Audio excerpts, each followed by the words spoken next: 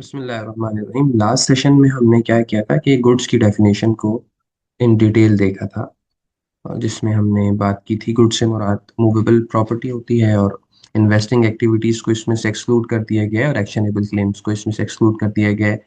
हमने insurance claim के बारे में, वारंटी क्लेम के बारे में डिटेल में समझा था और कुछ अकाउंटिंग एंट्रीज और प्रैक्टिकल सिनेरियोज डिस्कस किए थे। तो हमने गुड्स की डेफिनेशन को तो अंडरस्टैंड कर लिया। आज हम थोड़ा सा आगे बढ़ते हैं और हम ये बात करते हैं कि गुड्स कितनी तरह के हो सकते हैं। तो गुड्स दो तरह के हो सकते हैं। एक गुड्स की एक कैटेगरी को हम कहते हैं टैक्सेबल गुड्स और दूसरी कैटेगरी को हम कहते हैं एग्जेम्प्ट गुड्स। अब एक्ट के अंदर सेक्शन 2 क्लॉज 39 बताता है कि टैक्सेबल गुड्स का क्या मतलब है। Means all goods other than those which have been exempt under section 13। अच्छा, टैक्सेबल गुड्स हम उन गुड्स को कहेंगे जो गुड्स सेक्शन नंबर 13 में मौजूद नहीं है। सेक्शन नंबर 13 क्या है? सेक्शन नंबर 13 को जब आप देखते हैं वहां लिखा हुआ है, यहाँ देख लें, सेक्शन नंबर 13 हमने यहाँ रिप्रोड्यूस किया है कि सेक्शन 13 ये कहता है कि exempt goods are those goods listed in 6 casual. यानी एक शेड्यूल है सेल्स टैक्स एक्ट में, 6 नंबर शेड्यूल, उसमें आइटम्स लिस्ट हुए में है। वो जो आइटम्स हैं जो 6 कैजुअल में है वो एग्जाम्प्ट हैं, मतलब वो आउट ऑफ स्कोप है, उन पे कोई इनपुट टैक्स नहीं लग, उन पे कोई आउटपुट टैक्स चार्ज नहीं होता, ना इनपुट टैक्स चार्ज होता है। For which no output tax is charge and no input credit is admissible. मतलब ये है कि एक आइटम जो 6 कैजुअल में मौजूद है उस पे सेल्स टैक्स लगता ही नहीं है ना, तो लिहाजा ना उस पे आउटपुट लगेगा कि आप पे करें, ना इनपुट लगेगा कि आप क्लेम करें। तो अब टैक्सेबल गुड्स की डेफिनेशन ये दी गई है कि जो 13 में जिक्र किए गए आइटम, उनके अलावा जो भी हैं वो टैक्सेबल गुड्स हैं। ठीक है, तो ये एक बेसिक सी बात हो गई कि जी गुड्स को हमने पढ़ लिया। अब गुड्स के बाद आज हमने एक और चीज क्लैरिफाई कर ली कि जो 6 कैजुअल के अंदर आइटम्स हैं वो एग्जेम्प्ट आइटम्स हैं और इनके अलावा जो आइटम्स हैं वो टैक्सेबल आइटम कहलाएंगे। ठीक है। इसके बाद अब एक और बात समझे। जब टैक्सेबल आइटम हम कहेंगे, टैक्सेबल आइटम का मतलब सिर्फ ये नहीं है कि 18% स्टैंडर्ड रेट वाला। जो 18% अगर किसी आइटम पे मौजूद है वो भी टैक्सेबल कहलाएगा। और अगर किसी आइटम पे रिड्यूस रेट है, लेट्स से 10% है। अच्छा, ये कहाँ होता है? रिड्यूस रेट का अलग से स्केड्यूल दिया हुआ है, वो कहलाता है एट स्केड्यूल, उसको भी टैक्सेबल कहते हैं। और अगर 0% पे किसी चीज को टैक्स किया गया है जिसको फिफ्थ स्केड्यूल में डील किया जाता है, उसको भी टैक्सेबल गुड्स कहते हैं। तो ये यानी इन तमाम रेट्स, टैक्सेबल गुड्स की हम बात करेंगे तो उसमें कोई भी रेट हो सकता है। स्टैंडर्ड 18 भी हो सकता है, 10 भी हो सकता है और 0 भी हो सकता है।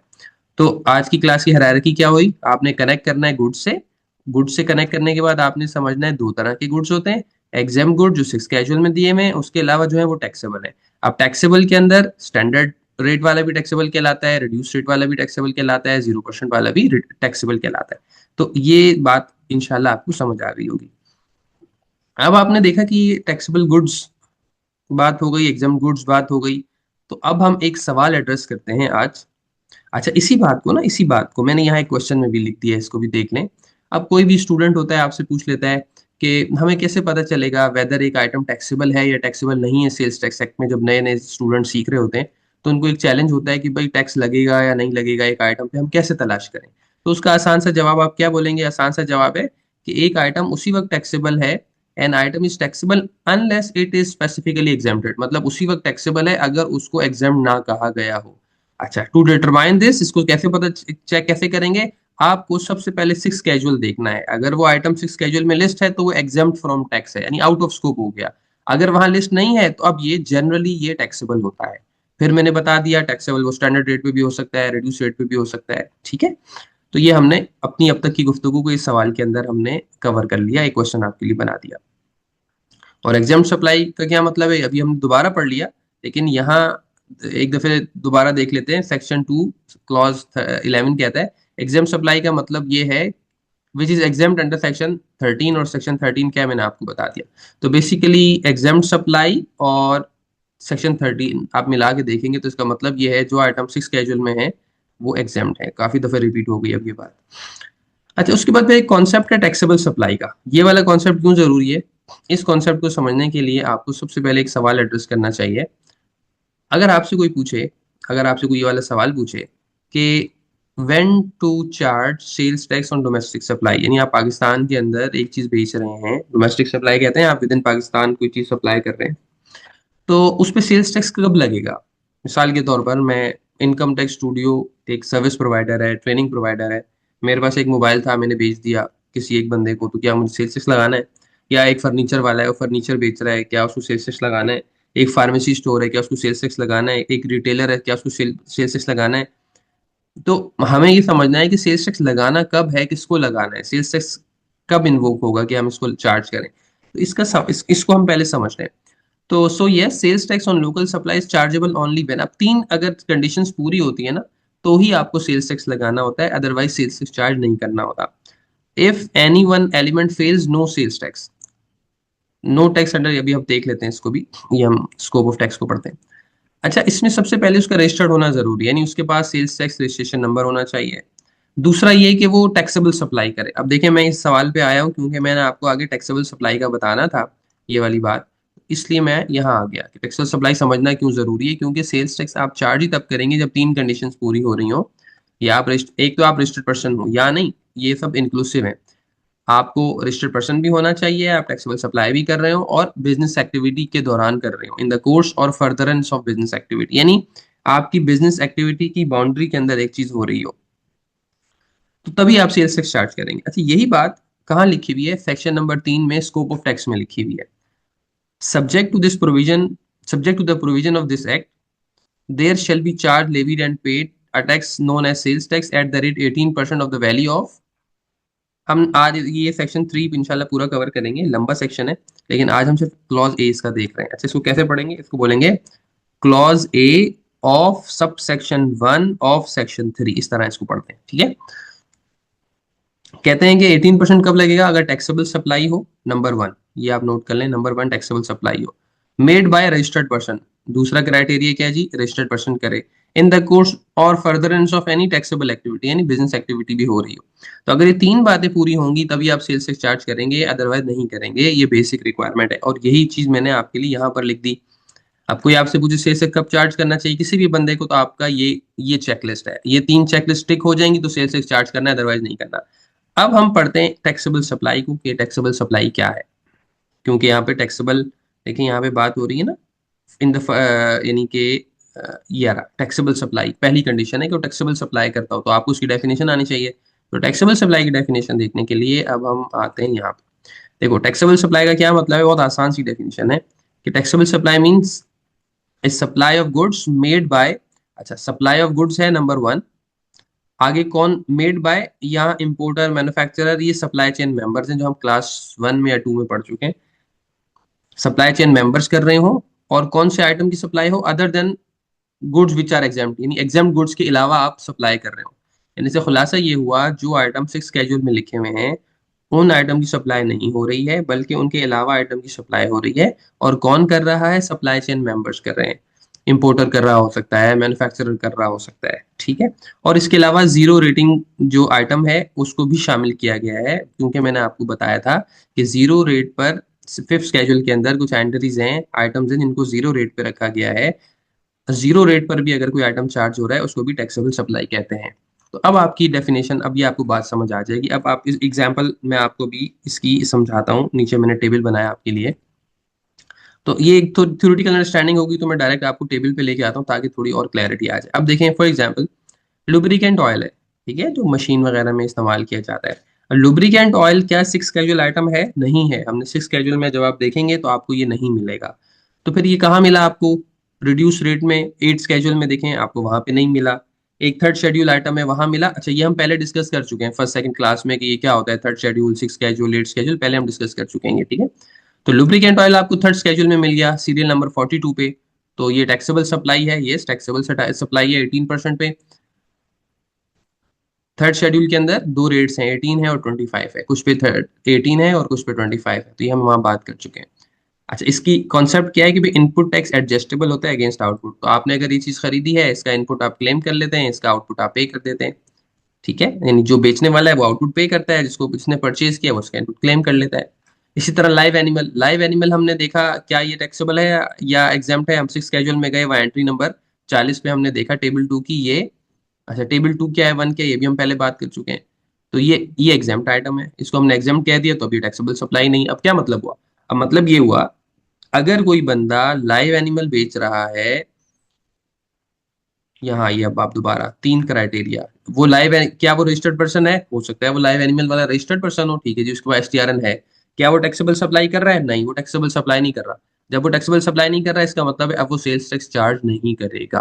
बिजनेस कर रहा है, यस कर रहा है, लेकिन ये क्राइटेरिया मीट नहीं हो रहा, तो लिहाजा वो टैक्सेबल सप्लाई नहीं कर रहा। ये देखें, ये क्राइटेरिया मीट नहीं हो रहा डेफिनेशन में, तो वो सेल्स टैक्स चार्ज नहीं करेगा।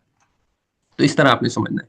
और इनपुट, अच्छा, input is not adjustable and become part of cost, इसका मतलब क्या है? देखो, जब ये लाइव एनिमल बेचने वाला चीज बेचेगा तो आउटपुट तो चार्ज नहीं होगा, लेकिन जाहिर सी बात है लाइव एनिमल बनाने के लिए उसने कोई, उसका बिजली का बिल आ रहा होगा, वेयर हाउस का बिल आ रहा होगा, वो कुछ आइटम ऐसे खरीद रहा होगा जिसपे इनपुट लग रहा होगा, तो गवर्नमेंट को वो ये नहीं कह सकता मुझे रिफंड दो।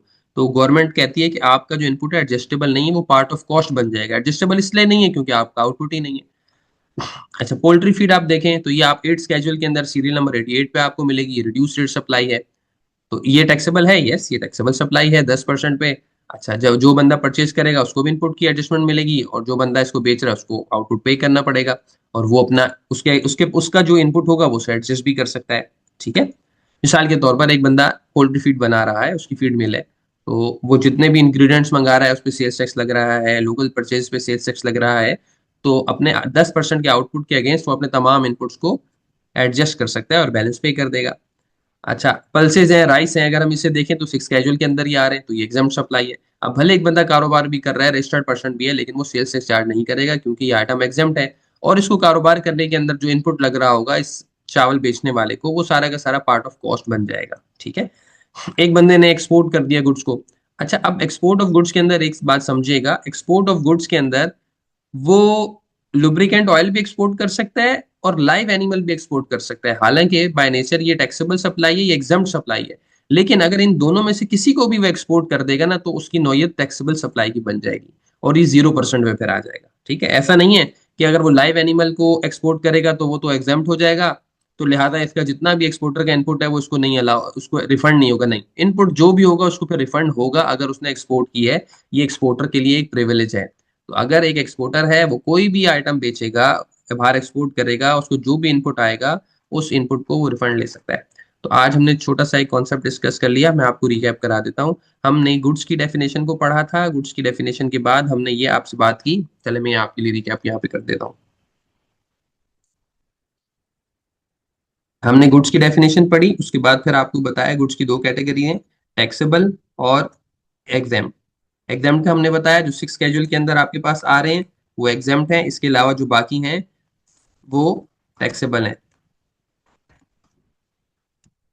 फिर आपको मैंने ये बताया जरूरी नहीं है टैक्सेबल सारे 18% पे हों। 18% स्टैंडर्ड रेट है जो सेक्शन नंबर 3 में दिया गया है, और 10% या इससे कम रेट भी हो सकता है, और ये आपको 8 स्केड्यूल में दिया गया होता है, हम पहले डिस्कस कर चुके हैं, ये वाला सेक्शन 3 का था। और फिर अगर कोई 0% पे भी आइटम है तो उसको भी टैक्सेबल कहते हैं, ये शेड्यूल नंबर 5 में डील होता है।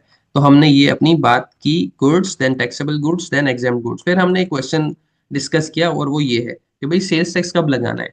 इसको ये क्वेश्चन जो हमने फ्रेम किया वो आपके लिए इस डेफिनेशन से किया, तीन कंडीशंस पूरी होनी चाहिए सेल्स टैक्स इनवाइस इशू करने के लिए। नंबर 1, आप टैक्सेबल सप्लाई कर रहे हो। नंबर 2, आप रजिस्टर्ड पर्सन हो। नंबर 3, आपकी ये बिजनेस एक्टिविटी हो। ठीक है, फिर हमने इस क्वेश्चन को, ये जो क्वेश्चन था, ये हमने क्वेश्चन लिया, इसको एड्रेस करने के लिए हमने क्या पढ़ा?